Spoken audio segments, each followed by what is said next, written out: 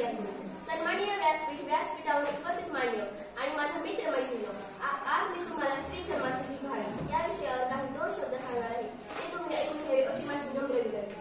छत्रपती शिवराय झुंपाडे स्वराज्याला जन्म देणाऱ्या मासाहेब जिजाऊ, रणरागिणी होऊन संघर्षाचे बळ देणाऱ्या राणी लक्ष्मीबाई, स्त्रियांचा शिक्षणाचा हक्क मिळवून देणाऱ्या सावित्रीबाई फुले आणि मातृत्व, नेतृत्व तसेच कर्तृत्व आणि मानवतेची ज्योत पेटती ठेवणाऱ्या या सर्व महिलांना या जागतिक महिला दिन माझा मानाचा मुद्रा.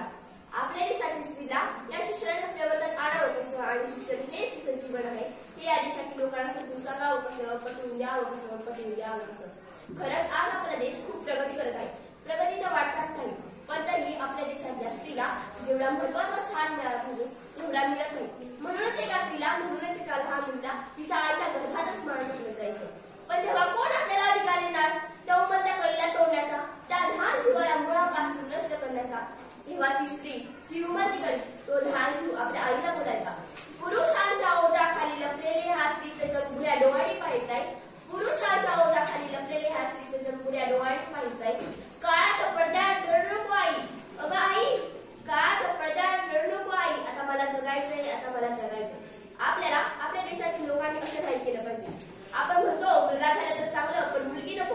पण मुलगा किंवा मुलगी या दोघांना पण आपल्याच देवाचं वरदान म्हणून स्वीकारलं पाहिजे. पण आपल्याला हे दिसत नाही की बाहेरच्या जगात स्त्रीचं स्थान किती मोठं आहे आणि आपल्या देशात किती लहान. पण तरीही आम्हाला मुलगाच हवा, कारण आमची संस्कृती म्हणजे पुरुष प्रधान संस्कृती ना. रात्री दारू प्यायची बायकोला मारायचं, हीच का आपली पुरुष प्रधान संस्कृती? कोणी सांगेल का मला हीच का आपली पुरुष प्रधान संस्कृती? पण तरी आम्हाला मुलगाच हवा, कारण मुलगा म्हणजे वंशाचा दिवा, मुलगा म्हणजे कुलदीप. पण मुलगी तुमची घरची पत्नी नाही करू शकत, तिलाही हक्क आहे जगायचा. पण मुलगा एकच घरचा दिवा असतो, पण मुलगी सासर आणि माहेर ही दोन्ही घर देवा ठेवणारी जगती ज्योत आहे. हे विसरू नका, हे लक्षात ठेवा. फूल रहे धरती पर तो फल कहां से आएंगे. जर मुलीच नाही राहिली या धरतीवर तर तुम्ही मुले कुठून आणणार? कुठून पैदा करणार तुमच्या वंशाचा दिवा?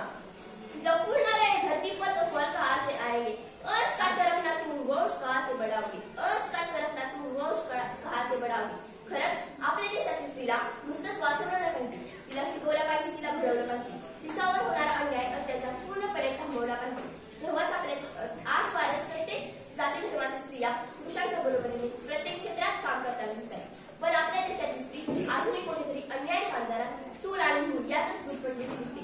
तिला त्यातून बाहेर काढायचे, तिच्या ज्ञानाची ज्योत द्यायची, तिला शिक्षणाची संधी द्यायची. तेव्हाच आपला देश खऱ्या अर्थाने शिक्षित व प्रशिक्षित होईल. मग आपला देश कोणत्याही दृष्टीने मागे राहता कामा नये. मग ते स्त्री शिक्षण असू द्या किंवा आणखी कोणती बाब. पण आजच्या स्त्रिया खूपच हुशार झाले, तर स्वतःची प्रगती तर स्वतःच करते.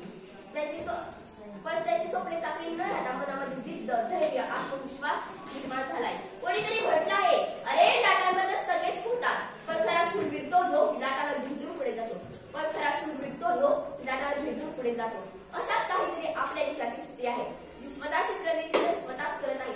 पण या जगाची रीतच अशी, इथे कोणी चांगलं केलं तर सगळे लोक त्यालाच नाव ठेवतात आणि कोणी वाईट केलं तर सगळे लोक त्यालाच नाव ठेवतात. अशा कारणामुळे IPS विश्वास नागरे पाटील सर म्हणतात, हे जग फार विचित्र आहे, याच्याकडे लक्ष देऊ नका. ते पुढे जाण्याला गजबजतं आणि मागे राहण्याची थट्टा करतं. असंच काहीतरी आपल्या देशाच्या स्त्रियांच्या बाबतीत आहे. आपल्या देशात चूक कोणाची का असेना, पण दोष मात्र स्त्रीला जातो. मग तिने योग्य केले तरी किंवा अयोग्य केले तरी. मग अशा या दोन्हीकडून बोलणाऱ्या जगात आमच्यासारख्या मुलींनी स्त्रियांनी जगावं तरी कसं, बघावं तरी कसं? मस्त मन मोकळेपणाने वागले तर म्हणतात, पोरीला घरचे बंधन नाही. शांत गंभीरपणे वागले तर म्हणतात, पोरीमध्ये फेस करण्याची हिंमत नाही. लग्न लवकर नाही झालं तर म्हणतात, पोरीमध्येच एखादी खोट असेल, पोरीमध्येच एखादी खोट असेल. लग्न लवकर झालं तर म्हणतात, एखादं कारनामा केलं असेल. जास्त शिकलेली असेल तर म्हणतात, काय कामाची डोक्यावर मुलं वाटेल.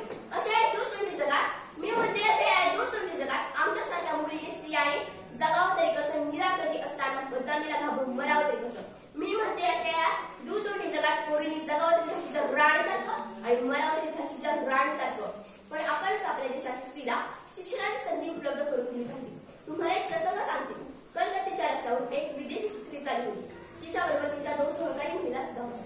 पोशाखावरून तर ती सहकारी सेविका, धर्म प्राचारिका वाढत होती. त्याच रस्त्याच्या कडेला एक माणूस असहाय्य अवस्थेत पडलेला होता. येणाऱ्या जाणाऱ्या लोकांकडे त्याच्याकडे खाण्यासाठी सुद्धा वेळ होता. त्या महिलेने आपल्या सहकारी महिलेच्या मदतीने त्या व्यक्तीला आपल्या आश्रयात आणले. त्याला अंघोळ स्वच्छ कपडे घातले. त्या मिळालेल्या मदतीमुळे त्या माणसाचा चेहरा उजळला. तिच्या चेहऱ्यावर आनंद एक महिला आपल्या सहकारी महिलांना म्हणाली. या जर व्यक्तीला कळालं की आपल्या काळजी करणारे कोणीतरी आहे तर याचं बरंच सुखाचं होईल. अहो, एखाद्या रस्त्याच्या कडेला पडलेल्या एका भिकाऱ्याची एवढी काळजी करणारी ती जगावेगळी आई म्हणजे मदर टेरेसा. ज्या काळात मुलींनी शिक्षण घेणे समाज मान्य नव्हते, त्या स्वतः शिकल्याच्या आणि तुम्हाला शिकवलं घडवलं. अशा त्या क्रांतीज्योती सावित्रीबाई फुले, ज्या माऊलीने आपल्या पुढच्या मुलीला लोकांच्या घरी ठेवलं आणि अनेक अनाथ बालकांना माय ममता आश्रय दिला. अशी ती माऊली म्हणजे माय स्मृताय सरकार. जर आपण आपल्या देशातील स्त्रीला शिक्षणाची संधी उपलब्ध करून दिली तर त्याही यातील कोणीही काळजी करू शकतं. मग त्या कल्पना चावला असू द्या, इंदिरा गांधी असू द्या, किरण बेदी असू द्या, प्रतिभाताई पाटील असू द्या, त्यांनी आपल्या जीवनात फार अखंड कष्ट केले आणि हे संपादन केले असेल ना. जर आपण